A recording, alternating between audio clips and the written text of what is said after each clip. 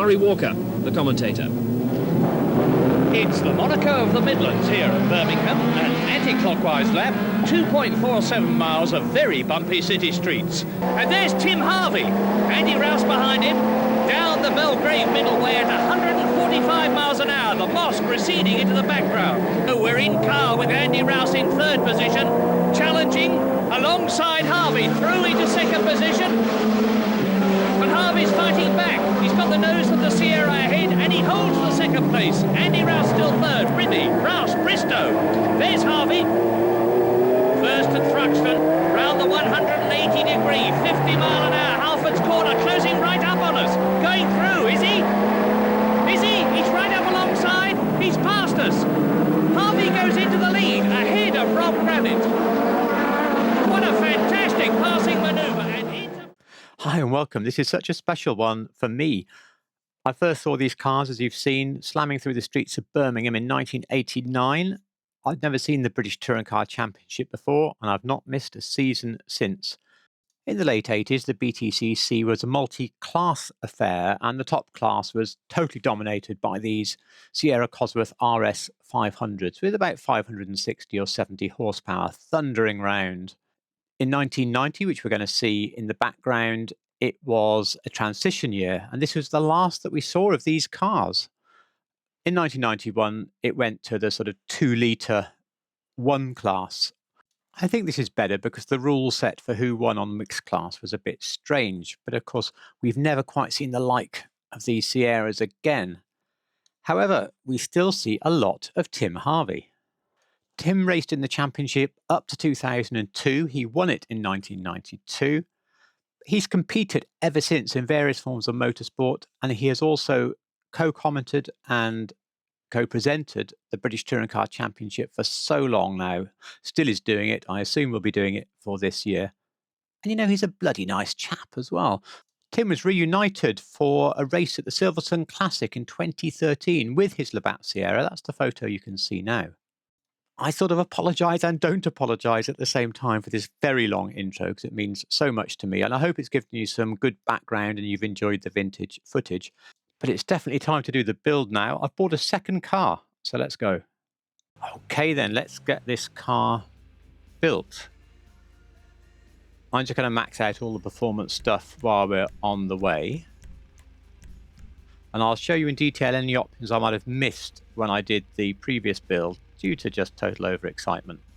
I've shown you the bumpers already. I'm going to go with the same one, plastic LozSpeed splitter. It still has all the same parts as the standard RS500 that we've talked about.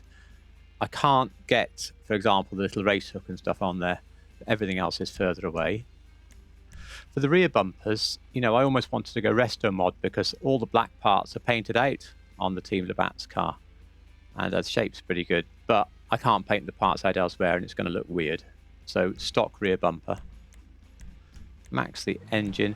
For the exhaust, I forgot to show you there's a side hot ring exhaust at the bottom of the list, but we're not using that. We're using race exhaust here, which puts a single pipe out the side. It's a pity it's a little bit of a grotty brown colour, but still, that is exactly where the exhaust goes. So really pleased to see that. Headlight covers, we want those sort of top and bottom ones, which they call squinting. Quite a good term. Squinting headlight covers, so they're definitely going on. The hood. Hard for you to see in this white. I should never have done white, should I? But this vented hood is as close as we're going to get. There's no hood pin option. I don't know. I think they intended you to have a go at race cars, but they didn't give us hood pins. And again, the middle bulge is far too small for the cowling option, so that goes on there. Let's leave period yellowy lights on there. For the livery, we haven't looked at liveries yet, so let's have a proper look at what we get. In fact, let us change the order. Let us paint the car first so we can see what on earth we're doing. So for the respray, you have a couple of choices. The first one is just go with a classic blue. And you know, this colour is not far off at all. So a classic blue, you could leave it at that. The secondary, for reasons we'll see later, you're going to want to match to it.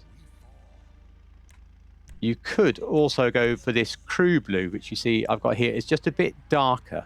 Now, I think I had a slightly better colour before, but I lost the hex. Proudly showed it to you all, but I don't know where I noted it down. So this hex you see on the screen here now is my crew colour for the car.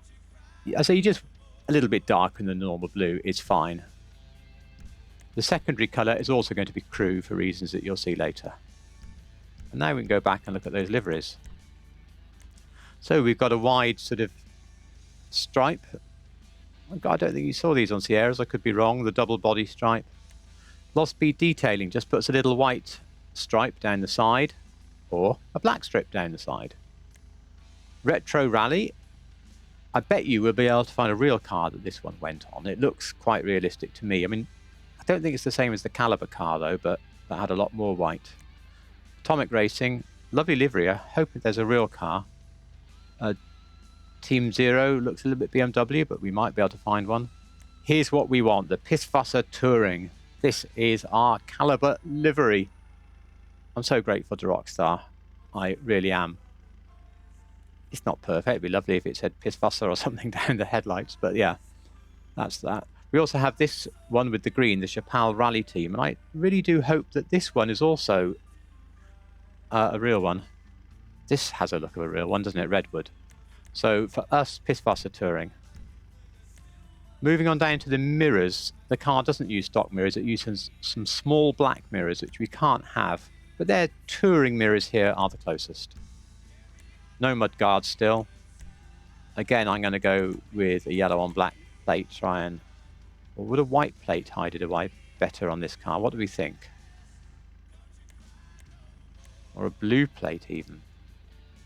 Blue plate. Hide it away. Respray we've done. Crew emblem, by the way, goes on the bonnet. For the roll cage, okay, I've had a good look at a video that I will link below. And this car has a full race cage painted in body colour. That is the secondary. So that's why we've got it on there. It stitched the seats. Well, maybe not, because these are race seats. So when you have a look, yes, we've still got the back seat, but at least it put race seats in the car. And it is the right shaped cage. So don't go padded because it wasn't. So race roll cage. Oh, I'm so pleased with all these options, I've got to say. Nothing is on the roof of the race car. And the spoiler is, of course, the same as our previous build, the LozSpeed with lip spoiler. For the sun strips, let's see how it works with the liveries. Ah, look, that's perfect.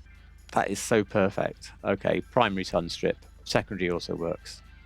For suspension, we've already seen it goes nice and low. That looks fantastic. But, you know, I think it might just be a touch lower than the real car. It's between sport and competition. I think I'm tempted to go with sport. They lower a little bit as you drive them anyway, as you know. Do the transmission, do the turbo, of course. For the wheels, I spent ages on this last night. I'm going to give you one choice that I think doesn't quite do it for me. Very close, which is the Giga Mesh. Obviously, we need to get gold paint on there. These look good. They look really good. Really, really good. But in reality, this dish is a lot deeper than the real car. And we do have the 5 wheel nuts that, of course, the car has a center lock. So Giga Mesh and track is my second choice. But my first choice is a stock wheel Super Mesh in tuner of all places. Who'd have thought to go there? But you've got the equivalent of a big center locking nut. You've got a chrome but shallow dish. As mentioned on the previous one, this car couldn't take a big dish unless you changed the suspension. That is really close. So Super Mesh tuning, cheap wheel. Let's get it painted in gold. We'll see how dark copper looks as well. Gold looks good. Dark copper is a bit dark on this one, so we'll go gold. Not forgetting our bulletproof tyres. Definitely no tinted windows. So that completes the build. I'm so pleased. Let's take it out in the sunshine. Okay, here we go. Team Labbat Sierra RS500. Can't believe I've got this touring car icon. Probably the car that got me into watching touring cars for the last 30 or 40 years in the game. How utterly fantastic. Where's the sun gone? There you go. Look at this. I just love this. I am so pleased. I've probably said that 100 times. But yeah, we've actually got it. And the reason I bought two is I don't ever want to take this build off this one. Not at all. I don't want to rebuild it, not even for a video and back again. I just want to keep it like this. I've already worked out how to get it into my race collection. More of that another day because it will lead to another build. For the moment, it's going to go into my overflow garage. But wow, just best thing ever. So look, I hope you enjoyed the video. I hope the introduction wasn't too long. I hope it was a sort of bit educational and a bit fun for you. Let me know down below what you're going to do with this car. I do think I need to try and find a rally build for it because they've given all the parts, but I'll only do it if it turns out there is a real one. I bet there will be. If you like this video, you know what to do. If you like real cars in GTA, then please do subscribe. There's always more of this stuff coming, and only some of it's nonsense. But above all, thank you so much for watching. Okay, I lied. Back again in the overflow garage, but oh, this is such a happy day. Such a happy day. Take care.